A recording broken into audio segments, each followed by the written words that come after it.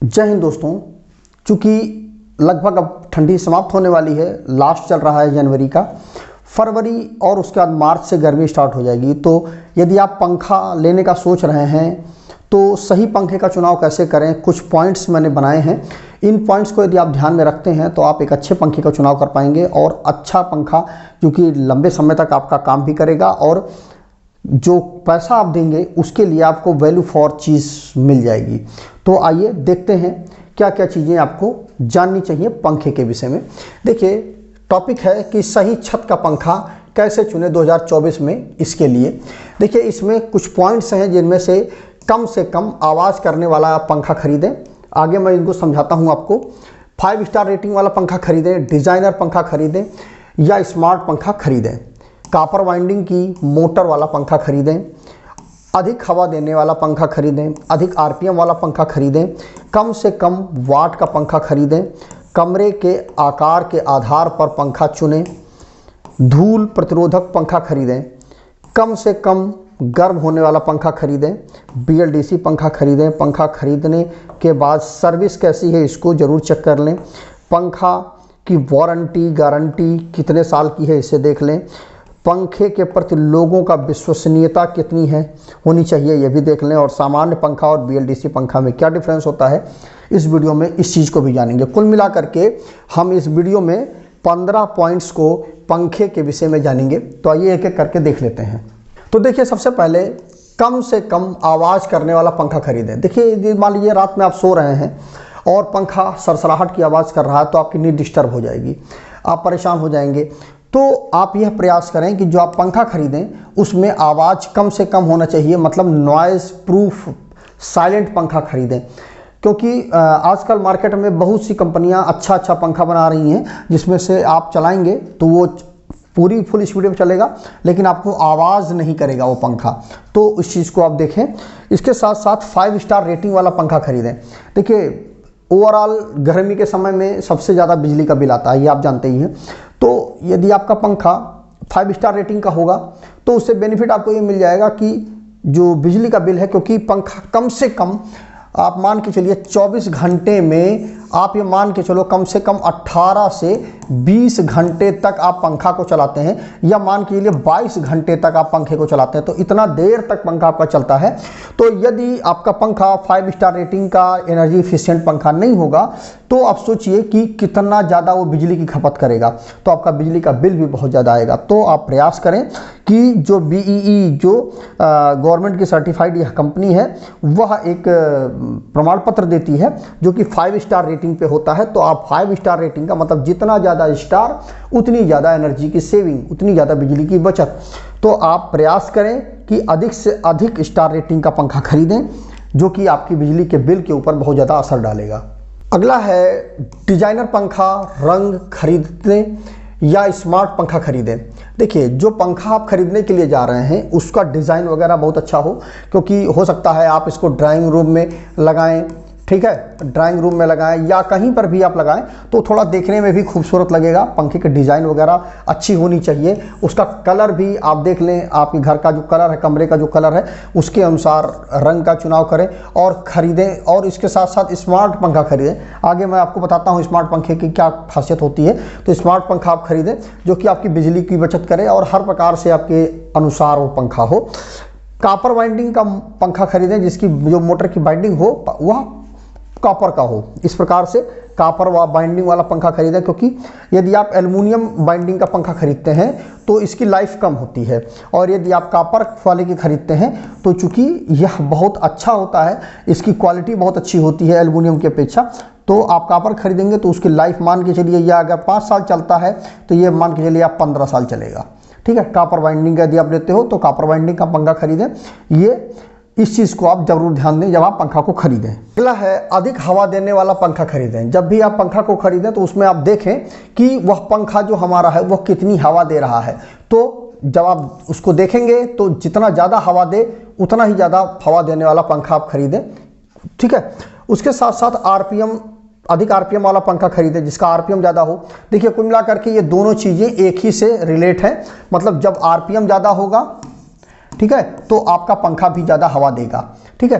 तो आप प्रयास करें कि कम से कम 400 आरपीएम का पंखा आप खरीदें, ठीक है। तो जब 400 आरपीएम का पंखा खरीदेंगे तो हवा भी ज़्यादा देगा और उसका आरपीएम ज़्यादा होगा तो हवा देगा, मतलब दोनों चीज़ें एक दूसरे से रिलेटेड है। अगला है कम से कम वाट का पंखा खरीदें, मतलब जब वाटेज कम होगा पंखे का तो आपका बिजली का बिल कम आएगा, कुल मिला करके आपकी बिजली की बचत होगी। तो कम से कम वाट का पंखा खरीदें। इसके अलावा कमरे के आधार पर पंखा का चुनाव करें। ऐसा नहीं है कि पंखा कमरा आपका छोटा है, पंखा आपने बड़ा ले लिया, ऐसा नहीं है। जितना बड़ा कमरा हो उसी के अनुसार आप पंखा खरीदें। जैसे कि यहाँ पर दिया गया है, यदि आपका कमरा 30 स्क्वायर फीट से कम है तो आप 600 mm का पंखा लगवा सकते हैं। अगर आपका कमरा 30 से 65 स्क्वायर फीट के बीच में आता है तो आप 900 mm का पंखा लगवा लीजिए। यदि आपका कमरा 65 से 120 स्क्वायर फीट के बीच में आता है तो आप 1200 mm का पंखा लगवा लीजिए। और यदि आपका कमरा 120 से 225 स्क्वायर फीट के बीच में आता है तो आप 1400 mm का पंखा लगवाइए। और इसके साथ साथ देखिए यहाँ पर बताया भी गया है कि for room size greater than 225, यदि आप 225 स्क्वायर फीट से यदि आपका बड़ा कमरा हो रहा है तो आप 2 पंखा वहाँ पर लगवाइए कमरे में, ठीक है। तो इस चीज़ को आप ध्यान रखिए कि अगर ऐसा नहीं है कि मतलब रूम के साइज़ के अनुसार, क्योंकि आप बड़ा पंखा लगवा लेंगे तो वो आपको इतना ज़्यादा हवा देगा कि कोई चीज़ वहाँ पर जैसे मान लें पेपर वगैरह है रुक ही नहीं पाएगा, तो वो आपके लिए दिक्कत करेगा, फिर आपको कम उस पर चलाना पड़ेगा। तो इस चीज़ को आप ध्यान रखें। इस चीज़ को, यह चीज़ जब आप पंखा खरीदें तो कमरे की जो साइज़ है वो आप देख लीजिए, कैलकुलेट कर लीजिए कितना लंबा और कितना चौड़ा है आपका कमरा, उसके अनुसार आप इसके अनुसार पंखा को खरीद सकते हैं। कमरे के साइज़ के आधार पर पंखे का चुनाव करें। अगला है धूल प्रतिरोधक पंखा खरीदें। आजकल जो नई नई टेक्नोलॉजी के पंखे आ रहे हैं कि जो एंटी डस्ट पंखे आ रहे हैं, क्योंकि देखिए क्या होता है कि जब आप गर्मी के मौसम में पंखा चलाएंगे ना तो ठंड, जब दीपावली के आसपास जब सफाई की वफाई आप करते हैं तो क्या होता है पंखे की जो ब्लेड होती है उसका आपने देखा होगा कि बहुत मोटी मोटी धूल की परतें चढ़ जाती हैं, फिर आपको उसको रगड़ के साफ़ करना पड़ता है, तो बहुत मेहनत का काम होता है। आजकल नई नई टेक्नोलॉजी के पेंट आ रहे हैं, नई नई टेक्नोलॉजी के पंखे आ रहे हैं, तो इनमें क्या होता है कि जो धूल चढ़ने वाली जो समस्या है वो नहीं होती है और आपका पंखा एकदम नीट एंड क्लीन रहता है, मतलब उस पर धूल चढ़ता ही नहीं है। कंपनी लिख करके देती है एंटी डस्ट, जैसे यहाँ पर एक लोगो भी लगा रखा है कंपनी ने कि एंटी डस्ट पंखा है। तो आप एंटी डस्ट पंखा खरीदें कि उससे क्या होगा कि बेहतर से बेहतर आपको मतलब रिजल्ट मिलेगा और आपको मेहनत नहीं करनी पड़ेगी, पंखा आपका साफ ही साफ बना रहेगा। इसके साथ साथ कम गर्म होने वाला पंखा आप खरीदें। पंखा जब चलता है ना तो चूंकि इसमें करंट फ्लो होता है, तो करंट फ्लो होगा तो इसमें हीट होगी, तो हीट होने की वजह से आपका पंखा जो है वो गर्म हो जाएगा, तो उससे क्या होगा उसके अंदर जो वाइंडिंग होती है उसकी जो एफिशिएंसी है वो डाउन होने लगती है। तो यदि आप पंखा हीट होने वाला लेते हैं तो क्या होगा पंखे की लाइफ जो है वो कम हो जाएगी। और यदि आपने ऐसा पंखा ले रखा है जिसमें हीट बहुत कम हो रही है तो आपके पंखे की जो लाइफ है वो मेंटेन रहेगी, क्योंकि पंखा आपका उतना हीट होगा ही नहीं। नॉर्मली जब आप पंखा चलाते होंगे अपने घरों में, आप देखिएगा कि 3-4 घंटे चलाने के बाद आप पंखे को छूइएगा तो बहुत ज़्यादा गर्म हो जाता है पंखा, क्योंकि उसमें हीट बहुत ज़्यादा होती है। अगर आप कम से कम हीट वाला पंखा लेंगे तो वो क्या होगा उसकी लाइफ ही के पंखे की बढ़ेगी। तो कम से कम हीट होने वाला पंखा आप खरीदें। इसके साथ साथ BLDC पंखा खरीदें। देखिए जो BLDC पंखा होता है कुछ इस प्रकार से हमारा होता है, देखिए इसमें लिख भी देते हैं कि 50% एनर्जी सेविंग इसमें होती है और इसमें जो पावर फैक्टर होता है वो 98% तक रहता है। और इसमें जो वोल्टेज मिनिमम 90 वोल्ट पर पंखा चलता है और अधिकतम 300 वोल्ट पर पंखा आपका चल सकता है। 5 स्टार रेटिंग का पंखा होता है और इसका जो इन्वर्टर से आप बहुत अच्छी इफिशिएंसी इसमें मिल जाती है जो आपका BLDC फ़ैन होता है। इसके साथ आपको एक रिमोट भी मिल जाता है। तो BLDC फ़ैन बहुत ही अच्छा पंखा होता है, इसकी जो इफिशिएंसी होती है वो बहुत ही अच्छी होती है।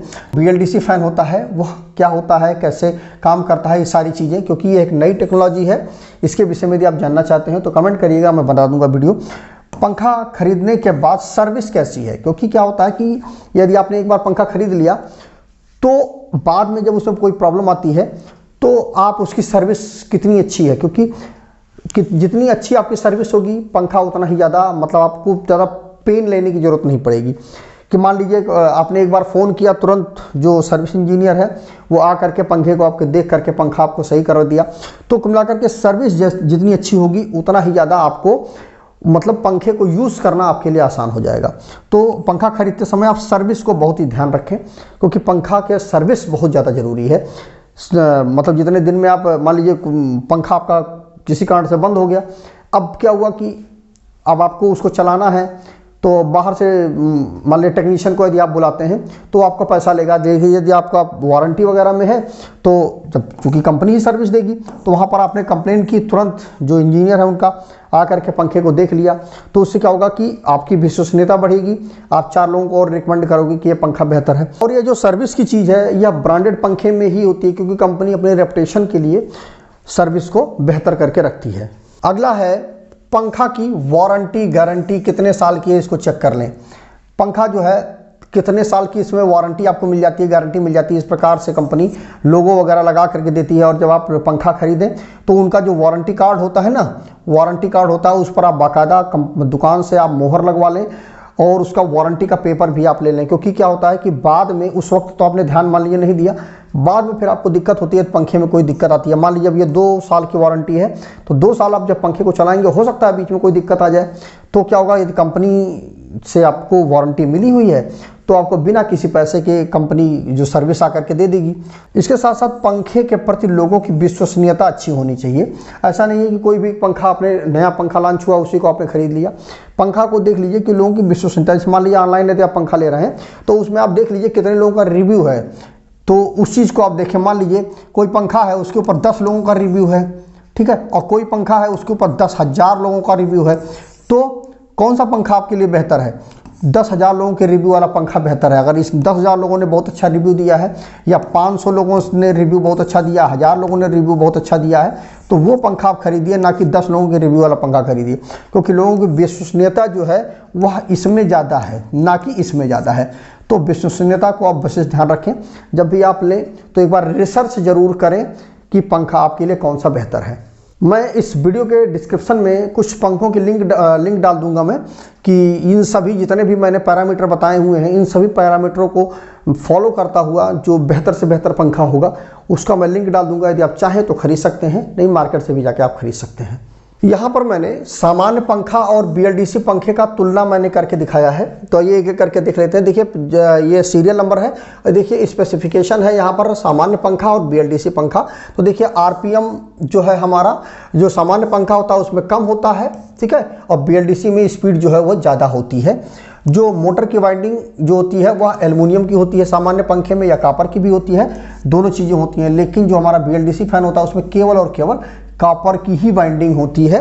इसके साथ साथ आवाज़ की जहाँ तक बात करें तो पंखा चलने में आवाज़ करता है जो नॉर्मल फैन होता है, और यह आवाज़ ना के बराबर करता है जो हमारा BLDC फैन होता है। इसके साथ पंखे में जो गर्मी होती है, कुछ देर चलने के बाद मोटर गर्म हो जाती है, जैसा कि मैंने अभी आपको बताया था कि 3-4 घंटा आप चला लेंगे तो पंखा का मोटर जो आपका हीट हो जाएगा। लेकिन इसमें क्या होता है, पंखा देर तक चलने के बाद भी गर्म नहीं होता है जो हमारा BLDC फैन होता है। मेंटेनेंस की जहाँ तक हम बात करें तो मेंटेनेंस इसमें ज़्यादा होता है जो हमारा नॉर्मल पंखा होता है, क्योंकि इसमें कैपेसिटर वगैरह ये सब चीज़ें चेंज करने की झंझट होता है। इसमें क्या होता है, कोई मेंटेनेंस नहीं होता है, एक बार लगाइए और भूल जाइए। इसके बाद जो है स्पीड कंट्रोल करने के लिए रेगुलेटर स्पीड को कंट्रोल करता है इसमें, और इसमें आपको रिमोट मिल जाता है, या स्मार्टफोन के थ्रू भी या रेगुलेटर के थ्रू भी, मतलब कई सारे आपको ऑप्शन मिल जाते हैं। चाहो तो आप रिमोट से पंखे को स्पीड कंट्रोल कर लो, फ़ोन से अपने आप बैठे हुए स्पीड को कंट्रोल कर लो, या रेगुलेटर की मदद से आप पंखे की स्पीड को कंट्रोल कर लो। आपके पास मल्टीपल ऑप्शन मिल जाते हैं स्पीड को कम करने के लिए। वाटेज जो है, इसका वाटेज कंजप्शन जो है या 65 से लेकर के 75 वाट के बीच में होता है, और यह जो होता है हमारा 25 से लेकर के 35 वाट के बीच में होता है। तो सोचिए जस्ट इसका डबल ये होता है, तो आपके बिजली का भी बिल कम कर देगा वो, ठीक है। तो देखिए आप कम से कम मान के चलिए यदि आपने इसको 10 घंटे चला दिया तो आपका 750 वाट आपका खर्चा होगा, और इसको यदि आपने 10 घंटा चला दिया, मान लीजिए 25 वाट का है या 35 वाट का है, तो ये 350 वाट ही खर्चा करेगा। तो देखिए जस्ट आधा कर दिया, तो इसमें वाटेज भी आपका कम है तो बिजली का बिल भी कम आएगा। स्टार रेटिंग की जब बात की जाए तो 1 से 5 के बीच में यह होता है, और यह केवल और केवल 5 में ही आता है, 5 स्टार रेटिंग में ही आता है। मैंने आपको बताया था कि जितना स्टार रेटिंग उतनी ही ज़्यादा एनर्जी की सेविंग, उतनी ही ज़्यादा बिजली की बचत। तो इसमें केवल 5 स्टार रेटिंग का ही आता है BLDC फैन। तो BLDC फैन कोई भी ले लीजिए वो 5 स्टार रेटिंग का ही होता है। इसमें आपको सेलेक्ट करना पड़ेगा कि कौन सा आपके लिए बेहतर है। टेक्नोलॉजी की जहाँ तक बात की जाए तो इसमें इंडक्शन के सिद्धांत पे ये काम करता है, और यह BLDC फैन है, ब्रशलेस डायरेक्ट करंट पर ये काम करता है, तो इसमें मेंटेनेंस नहीं होता है। एयर डिलीवरी की जहाँ तक बात करें, सामान्य कम होता है, मतलब इसका सामान्य होता है या कम होता है इसका हवा, और इसमें चूँकि पंखा जो है स्पीड ज़्यादा स्पीड पे चलता है इसलिए अधिक इसमें हवा भी देता है। जैसे मैंने आपको बताया था कि जो हमारा आरपीएम होता है वह जितना ही ज़्यादा होगा उतना ही ज़्यादा हवा हमको मिलेगी, तो अधिक से अधिक इसमें हवा मिलती है क्योंकि इसमें आरपीएम जो है हमारा वह ज़्यादा होता है।